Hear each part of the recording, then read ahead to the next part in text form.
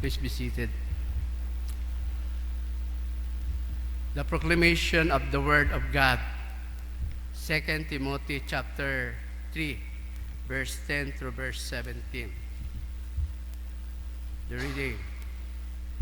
But you have carefully followed my doctrine, manner of life, purpose, faith, long-suffering, love, perseverance, persecutions, afflictions, which happened to me at Antioch, at Iconium, at Lystra.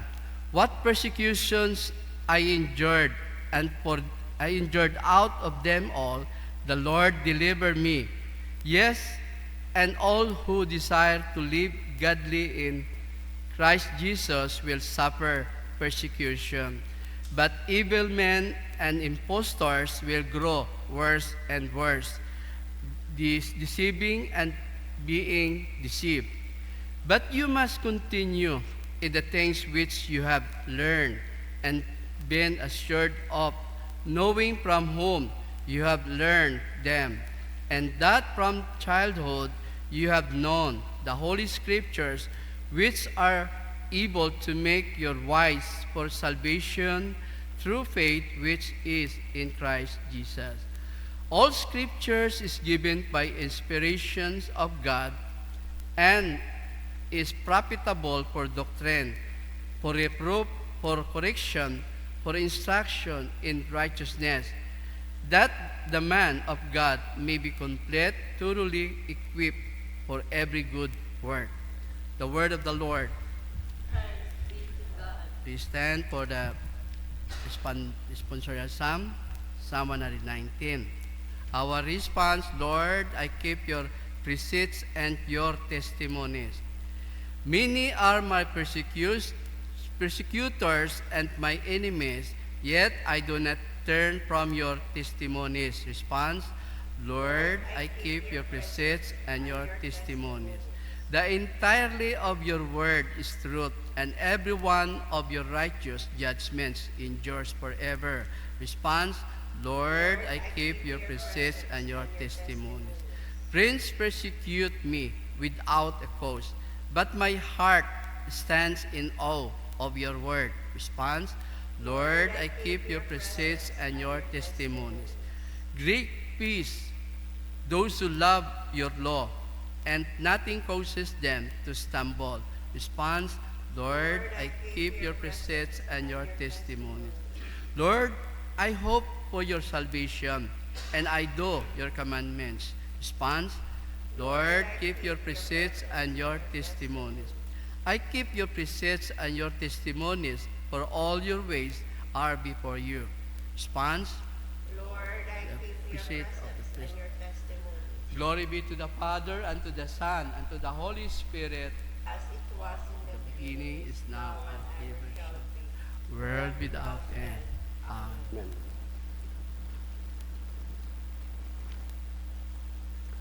The Lord be with you. And with your spirit, The Holy Gospel of our Lord Jesus Christ, according to St. Mark, chapter 12. glory Glory be to to the you, Father, Lord Jesus Christ. Jesus Christ.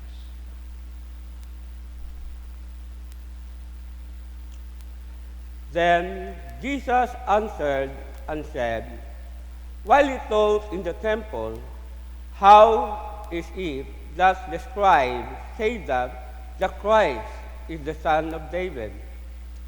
For David himself said by the Holy Spirit, the Lord said to my Lord, sit at my right hand, till I make your enemies your footstool. Therefore David himself calls him Lord. How is he then his son?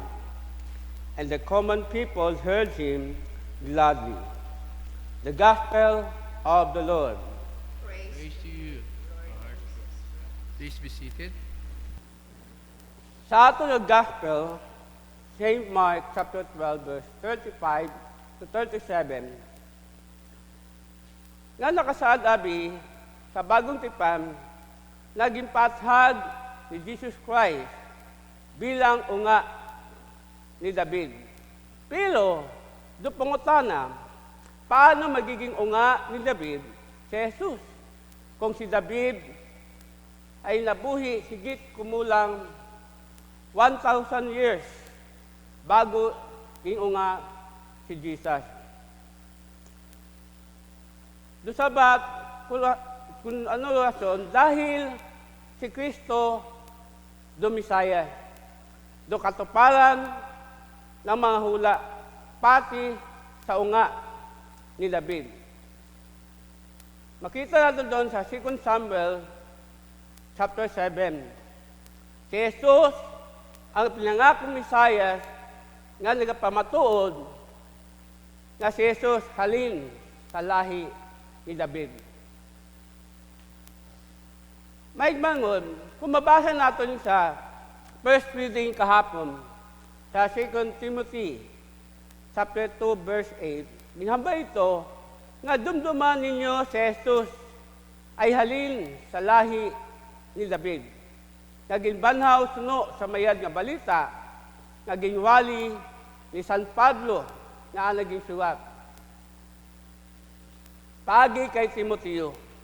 Ag said naton, ag nabasa naton maigmangon sa Biblia, do ama ni Jesus sa laman ay si Joseph. Ag raanang ina ay si Maria. Ngani si Jesus ay naghalin sa angkan ni David. Sa bisa, sa pag-ampon sa kanya ni Jose, at sa dugo, sa pamaagi ni Maria. Tuwing tinutukoy ni Jesus bilang anak ni David, ito'y tinutukoy sa kanyang titulo bilang tagapagligtas, gaya na ginhula sa lumang tipan tungkol sa Mesiyas. At si Jesus gintawag na Panginoon, anak ni David. Pilang bisis mga tao, paagi sa pagtuo nga sanda ging pamayab ni Jesus. Halimbawa, kung makita natin sa kabuhi, kisang kababayi, kisang kaniliya, na kung siim, nagtawag imaw kay Jesus, Panginoon, unga ni David, kaguy ako, naraan ng unga, ging saliban bagain niya Espiritu. Ag sigida, ging pamayad ni Jesus. Ang maman sa kabuhi ni Bartimeo, na kung siya nagpalambitan ni Imaw, kag nakambasi na nga una si Jesus, abang na unga ni David, kaguy ako. Kani makita natin, giantunan mo ni Jesus, aging mayad, agimaw, nakakita. Bawman sa daywang kabulag, nga kapungko sa daganon, nakita man, batian nanda, na si Jesus man, nag-abot, nagpalambitan masanda, nagpanawag, unga ni David, kaguli ako. Ang makita natin, din pamayad masanda ni Jesus. Sa Matthew 20, versikulo 30.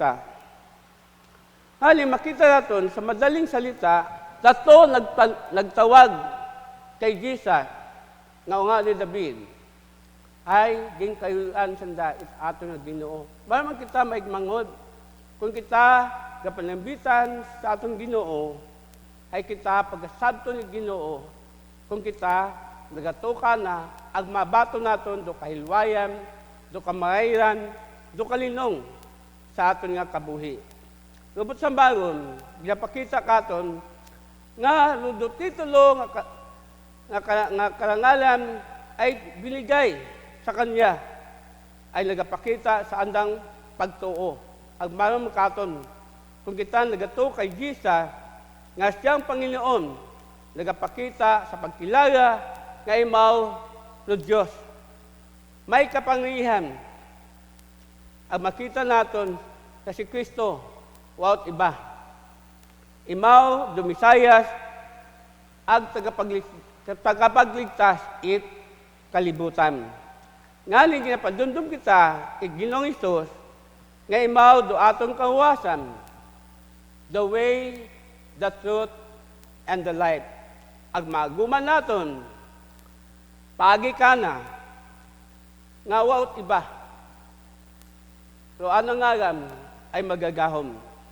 Ngani, maswerte kita dahil sa pagsigugma ko Diyos Ama, ang naging hagad, lalo nga si Jesus. Para katon, ang kita manguwas sa kasalanan, ang mabato naton, lukabuhi, ngawat katapusan. Ngani, bukod namang sa pisikal, maging sa spiritual, kung kita nagatuka na, kayo mao Diyos, kayo mao gilinan, it aton nga pagtuo. Amen? This time.